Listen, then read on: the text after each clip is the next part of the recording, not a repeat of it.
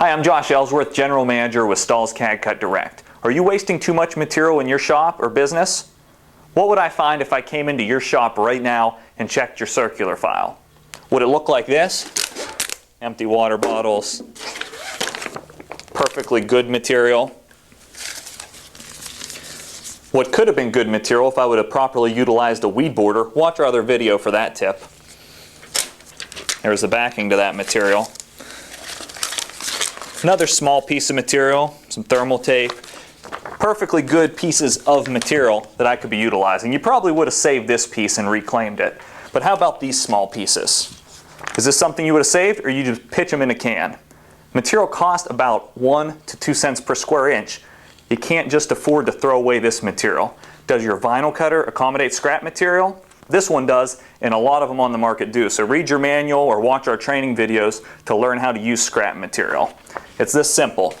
Take the piece of material, assuming you use a weed border so you can save this scrap, start to create a file system where you file by color or by product type so you know exactly what you have on hand, and take this material and load it into your cutter.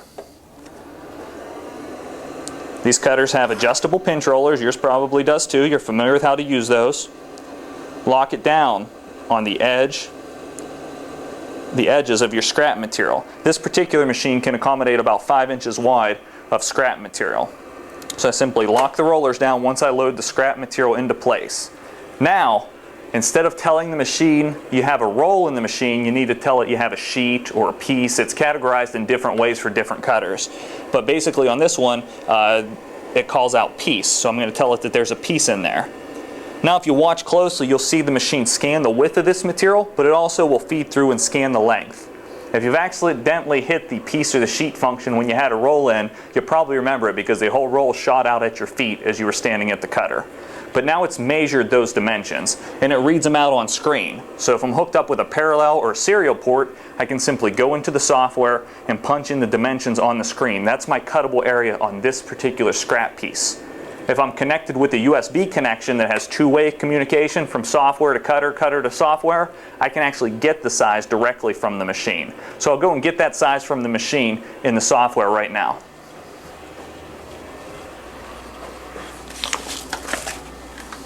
Now I'm over in the Roll and Cut Studio software. This is the software for my vinyl cutter.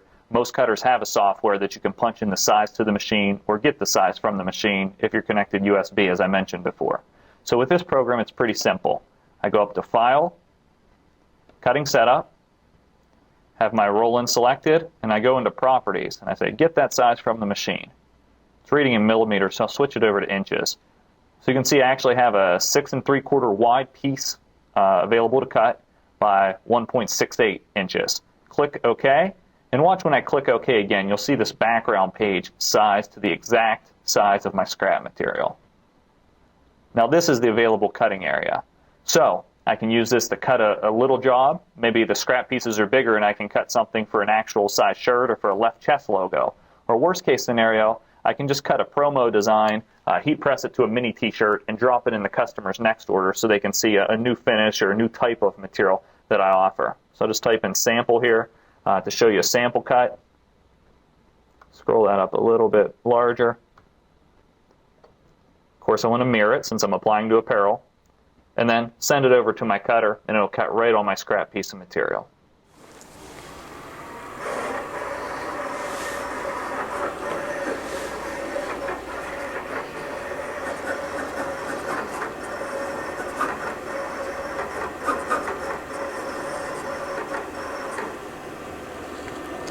So it's finished cutting. I simply unload my piece, and now I'm ready to just complete the weeding process. And you can see I squeezed another little sample job out of leftover material that was in the garbage before. This is basically free because before you used to throw this away, or you used to incorporate it into the cost, hopefully, of your other designs that you produced on this particular job. So I finished weeding away the pieces.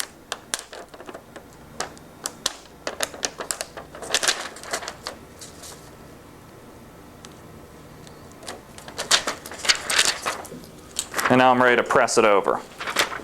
Like I said, you can get a mini t-shirt, heat press it onto that as a sample. There's numerous things that you can do. This is large enough for a youth size shirt, or I could have utilized more of the space and done an adult size shirt with a left chest logo. So that's utilizing scrap material. So dig in your circular file, get underneath the water bottles and all the mess, and dig through and see if you're wasting too much money on wasted material.